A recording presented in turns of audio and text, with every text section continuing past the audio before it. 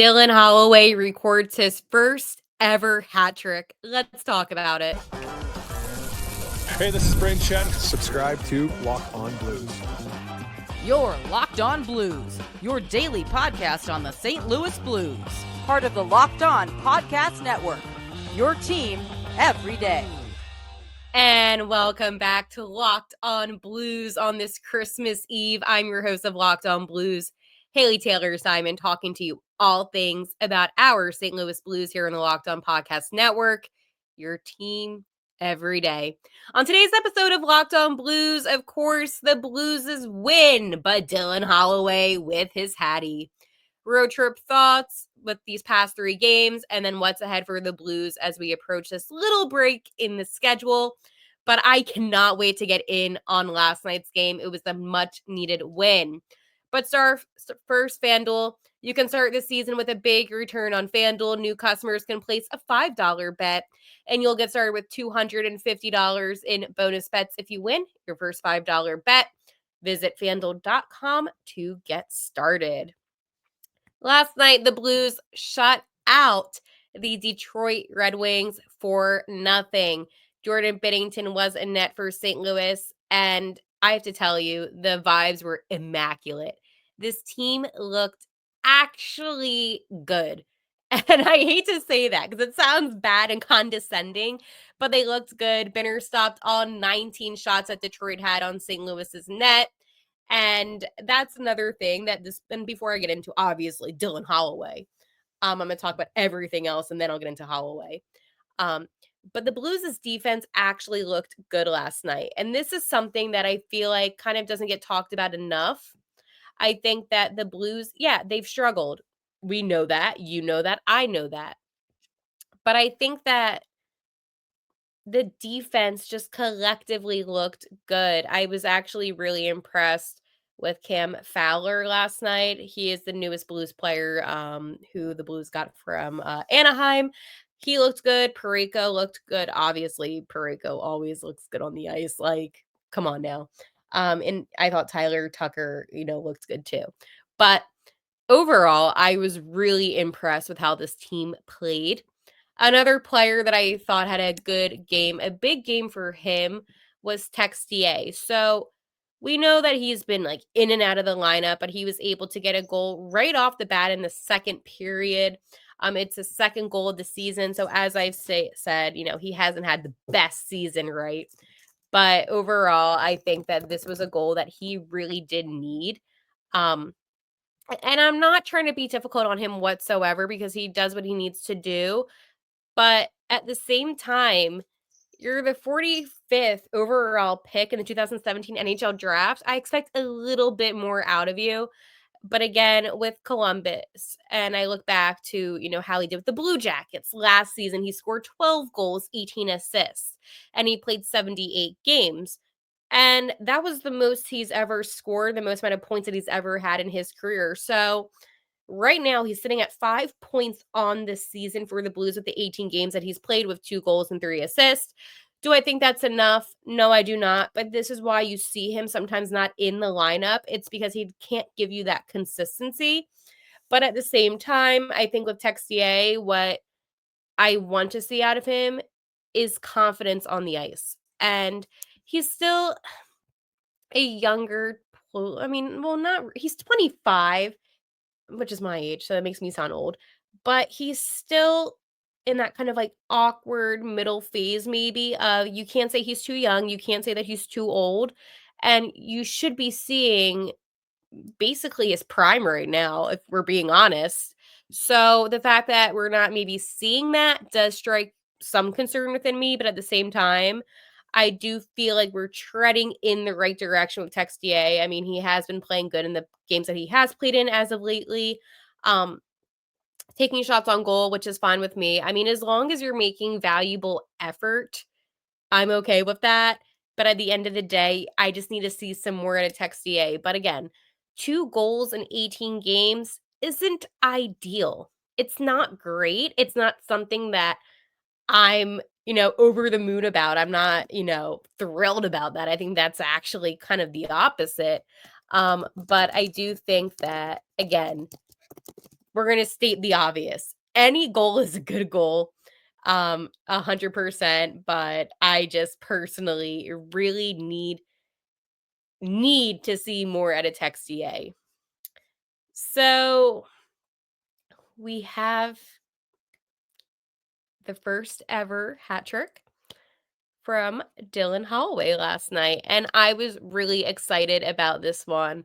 Obviously, it's kind of like a shove it to Edmonton fans who were so critical and cruel and mean about Dylan Holloway and how he was with the Oilers. And last night's game, and I'm going to talk about this in the second segment, but it was a big game for the Blues. They had a lot that they needed to prove on the ice last night. And for, Holloway, he's just been such a dynamic player for this Blues team. Um, and overall, at least for me as a Blues fan, right? I really have grown to like Holloway, and I'm already in my head. I know this might be a couple years down the line, even. I'm already thinking extension. And I know extension talk might sound crazy right now, but for Dylan Holloway, it kind of makes sense, right? I mean, the goals that he got last night were phenomenal. I mean, in the first period, he got a great goal fed to him by Cam Fowler, and again, it shows. And I know I mentioned Cam Fowler, but it just shows his presence on the ice does make a difference. So it's 1-0 Blues. As I mentioned, Texier did score in the beginning of the second frame. Holloway scored about 7 minutes later, um, getting an assist from Shenny, and made it 3-0. And then finally, that third period, Colton Parayko setting that puck down the ice. It was an empty net for Detroit, and Holloway was able to bank it home, picking up his first career hat trick. He is also the only player that's under 24 that has a hat trick this season. Thank you, Blues Muse stats. I thought that was a cool little statistic. I love those little statistics on, the goals and the stats and all that. But it just was such an incredible night for Dylan Holloway, and I cannot believe it. I mean, it is one of those things where, it sucks that they weren't on home ice, but he did manage to get one hat on the ice last night. My friend Matt DeFranks, who I met when he was in my city, posted a video of that. So one hat on the ice last night. Not bad for that one, but overall, I think that this was a huge game for Dylan Holloway. I think that this was a game where it just, again, it showed his dominance. And that's something that, with Dylan Holloway, I expected out of him. I'm not going to be on here and, I don't know how to explain it. It's just like at the end of the day, he is such a good player. He is such a dynamic player. And I think that he wasn't being utilized enough when he was in Edmonton. And that's my biggest problem is basically when he was in Edmonton, he was not being utilized enough and he was still a good player. And I thought he had an incredible, playoff time with the Oilers. But again, it just goes to show that Dylan Holloway is one of those players. I mean, he's 23 right now. He has a lot of hockey left in his lifetime. And I think that, as a fan and as anybody really that has any interest in the Blues, you should be excited about what's to come of Dylan Holloway. I mean, there's not a lot of players on this team right now that maybe excite me as much as he does. And again, Robert Thomas and those type of players excite me, obviously, right? But again, with how the Blues have been this season, I just needed to have at least one game where I could be like, okay, this is good. And Cam Talbot was in net, by the way, for the Red Wings. I don't know if I mentioned that. The Blues, they did have, let me go check, because I believe 21 shots on goal last night. So again, a great game for the Blues, and obviously a great hat trick for Dylan Holloway. So congratulations to you, Dylan Holloway. Before I move on to talking about this road trip, because yes, we do need to talk about the road trip as a whole, I want to talk to you about my friends over at Prize Picks. Today's episode is sponsored by Prize Picks. If you love sports, you're going to love Prize Picks, the best place to turn your sports knowledge into real money. Whether it's hockey, football, or any of your favorite sports, Prize Picks makes it easy to get in on the action. You can now win up to 1,000 times your money on Prize Picks. Plus, this holiday season, they're giving away $30 million in rewards during Picksmas and offering 2 free picks in December. And when your picks hit, Prize Picks makes it easy to cash out. You can get your money in as fast as 15 minutes. This week on Prize Picks, I'm eyeing the hockey board, looking at Jack Hughes for more than 4 shots on goals and Panarin for more than 1 assist. It's so simple to make my picks and have fun with friends while potentially cashing out fast. Download the app today and use code LOCKEDONNHL to get $50 instantly after you play your first $5 lineup. That's right, $50 instantly. Prize Picks. Run your game. So let's talk about the road trip because we need to. We can't ignore it. I know we want to kind of ignore some of the road trip, and I'm not saying all of the road trip, right? But we do need to talk about some of it. So again, the Blues had a nice, easy 3-game road trip. Well, not easy in the games, but just easy with how the road trip was set up. They did come off of a loss on home ice to the Devils 4-1, and that momentum continued on the losing momentum as they did lose to the Tampa Bay Lightning 3-1. Obviously, not a good game for the Blues, and this is the problem with the St. Louis Blues, honestly. It's you have an awful loss on home ice, and it was a really bad loss to the Devils, and I'm not making excuses. I'm done with the excuses. There's no more to make. Bad losses they happen. But when you have a bad loss, you want your team to respond, and that's something that the Blues didn't do.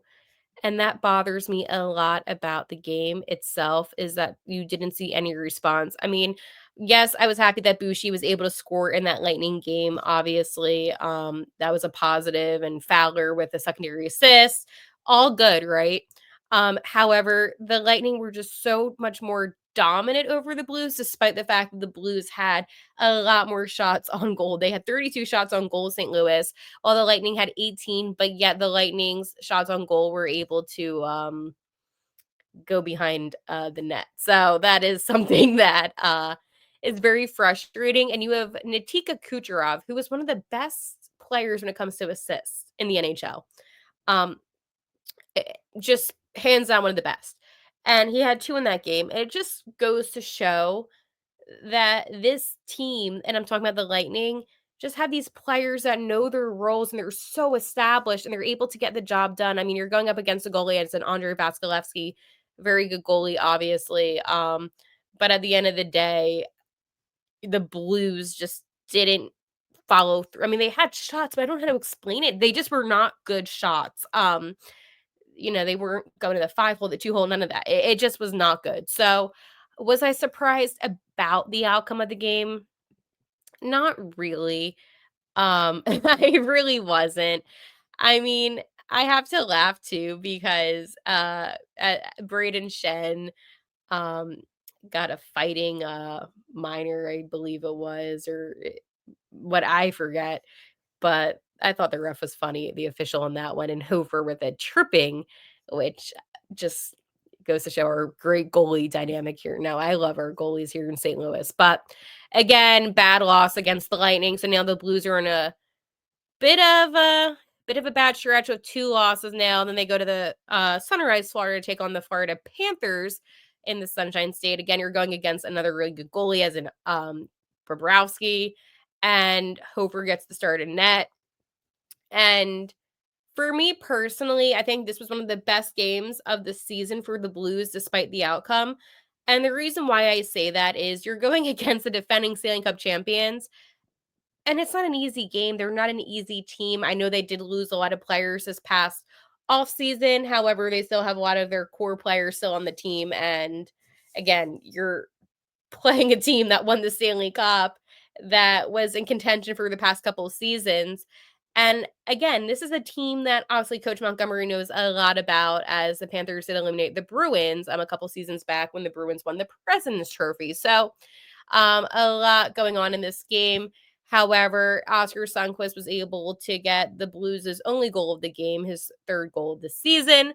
And I did mention prior that Texier has been playing better hockey. He was the one that gave him the feed, so he got the assist on that. But anyways, made it 1-0 St. Louis. Second period, Panthers are able to tie up the game. And here's the frustrating part about this, is that it was such an even game. It really was. And I think back to the game, and I think back to watching it Friday night, and I was live tweeting, and I was really invested, right? Because it was one of those games where I couldn't eat. Like, I just was so locked in because of the intensity level that it was. So this game went to extra minutes, which was no surprise just with the pace of the game and how it was going. Alexander Barkov, I don't want to say walked into it, but kind of allowed it so Shenny would trip him up. So then Braden Shen gets a tripping minor with about 40-ish seconds left in OT before there would be a shootout. And with the way that, you get the power play, right, in overtime, is you have an extra man on the ice. So it's 4-on-3 hockey, and it didn't take long. It took like 20 something seconds. And obviously, who else but Barkov would be the one to score and gave the Panthers the win. The Blues do walk away with a point, however, but Joel Hofer after the game even said that it was a really competitive game and a game that he liked. And obviously, the ending isn't what the Blues wanted. However, it was still a good game. And then we have last night in Detroit, and that game to me was such an essential game for the Blues. In yesterday's episode of Locked On Blues, I talked about the importance of winning in Detroit, the importance of going into this little holiday break with a win, and the Blues needed that. You know, I know when Coach Montgomery came over here maybe about a month ago now, there was a spark. The team was playing better, but I did say the whole time that this is not the Blues that I know, and it's because they're still the same issues. This team on paper has so much talent, and it bothers me, it does, that that talent isn't showing on the ice. And you have players that been disappointing. Let's say it for how it is, that have been disappointing. But you've had players that have really stepped up, and players that have stepped up, obviously. I just have to think of Joel Hofer. I think that he's played really good hockey in net. Binner always is playing good in net, so I'm not even going to go there. He's always good. Um, Another player, too, that I think has stepped up has been Ryan Suter. He has been, at least for me, player of the past couple months. He was never supposed to be in that first pairing with Colton Parayko, but obviously with injuries and how things were, he ended up being in that position. And I know, Cam Fowler is now, and I'm happy to have him there because he's playing really well. I just really need to give my kudos to Ryan Suter for how he's played. So he actually impressed me the most this season so far. If you told me that he'd be playing in the first pair for a majority of these games, I would not have believed you. And I would have kind of thought that I would have gone horribly wrong.